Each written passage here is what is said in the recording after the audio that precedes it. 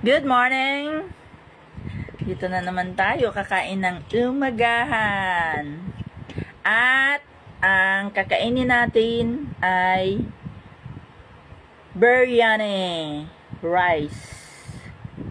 Maraming itlog at manok, chicken and eggs.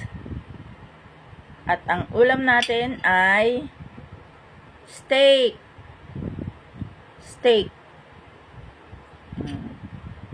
Yan. Ginawa ng asawa ko. Thank you, Daddy. Good morning. Shh! Shh! Shh! Yung pusa! Yung pusa! Takot ako sa pusa. Takot ako sa pusa.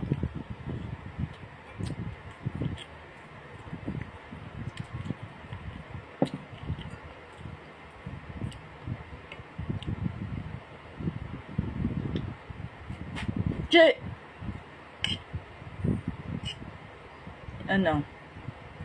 Wala siyang turmeric kaya hindi siya dilaw. Pero marami siyang itlog at saka chicken.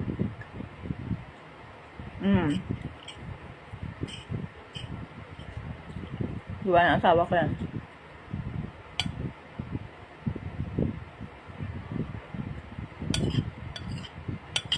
Ang sarap, Daddy. Pag minsan may lasang ano, Daddy. Pag minsan nilasang yung favorite ko,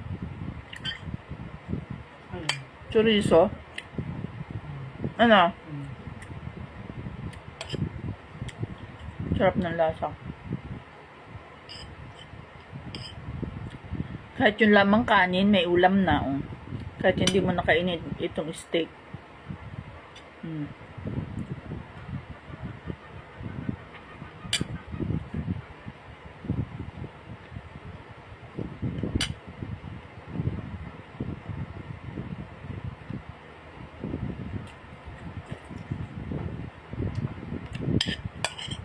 Sarap.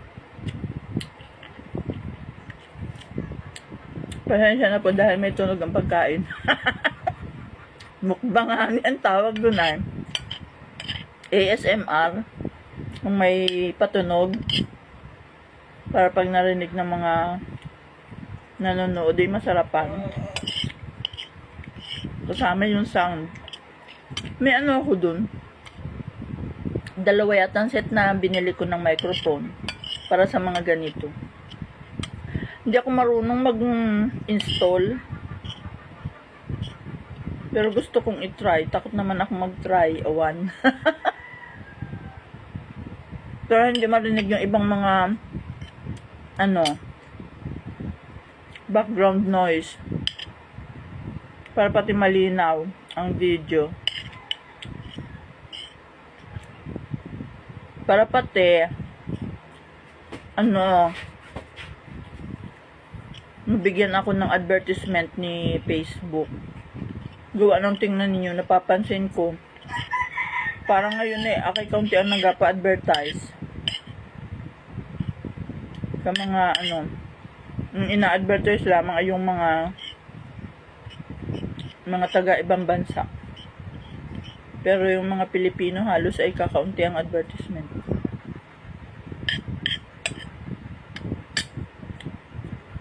Ewan ko ano nangyari dyan sa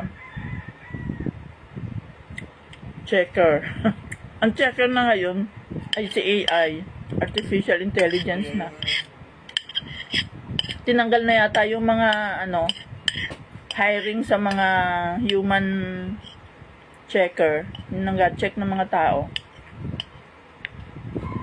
Artificial Intelligence na yata. Ang nag-handle na ng Facebook ay parang galing sa India. Nag-handle ng tungkol sa Facebook, mga marketing, etc. Paano yung nabasa ko nung minsan na parang Indian.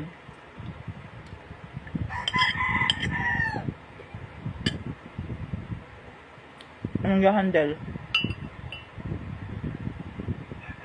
Magaling sa computer ang mga Indian.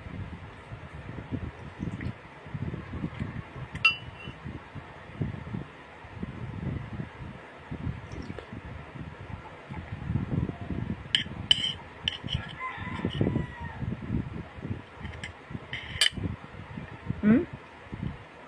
Ang lapad. Ang sarap. Binabad ng asawa ko sa minarinate niya.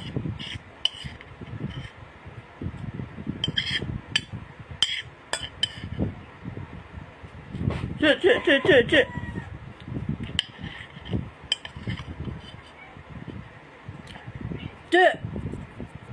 Ang mga pusa po ngayon nakakatakot. Di ba po yung mga pusa ay pag yung groom ng kanilang kanilang balahibo, pag inalinis nila, di ba po yung kanilang mga kuko, yung kanilang parang mga paam na may kuko, may ganun, no? Kanila pong dila-dilaan. Tapos kanila pong dikit yun sa kanilang balahibo na ganun po nila, oh. Ganun po nila balahibo nila. Tapos another dila-dilaan po nila uli yung kanilang ganyan. Di syempre may laway nila, gaganon uli. Tapos pag kinublit ka po nila, ginanyan kanila o kinalmot kanila, natural may laway na nila yon. So ngayon po nakakatakot po yung kahit katiting na kublit or kalmot ng pusa, dahil may laway na nila yun. Kaya yun pong iniiwasan ko. Ako po'y kinakalmot lagi ng pusa dahil gustong kumain. Ako po'y takot dahil ako'y naturukan na. Ayoko po. At ako po'y talagang sobrang takot ko po.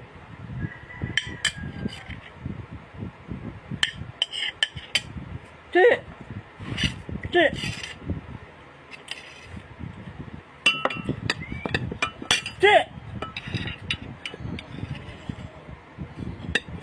Nakakatakot.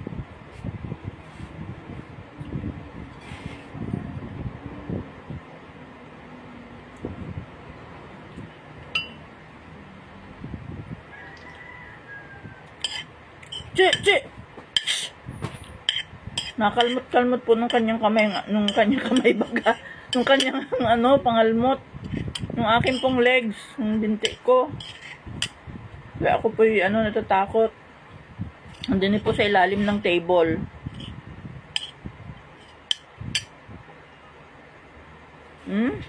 Nahapdi-hapdi ay. Pag nakalmot ay.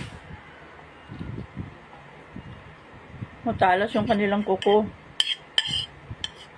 Pag sinabon ko, hapdi.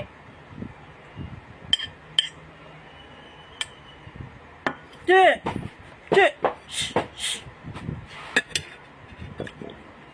Mamalayan ko na lamang. Kinublit niya ako din eh. Ayun, oh. Hanggang ngayon, mapula pa na. Yan, oh. Nakublit ako. Kapag tulog, nakabantay doon sa kama. Lagi nakamulaga sa iyo. Sa akin. Nakakatakot.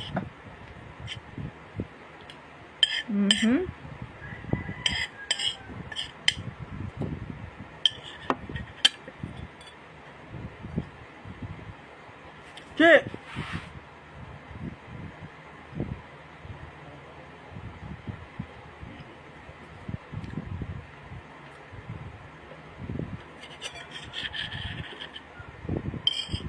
Ngayon pala po, pag kayo po nakagat ng aso at pusa, kung saan ka po kinagat, doon po inaturukan. Kaya po yung kapasin ako na kinagat sa paa, doon sa may parting buto. Diyos ko, mapapasigaw daw siya sa pagturok ng anti-rabies gawa ng doon mismo inaturukan. Hindi kung saan. Nakakatakot na.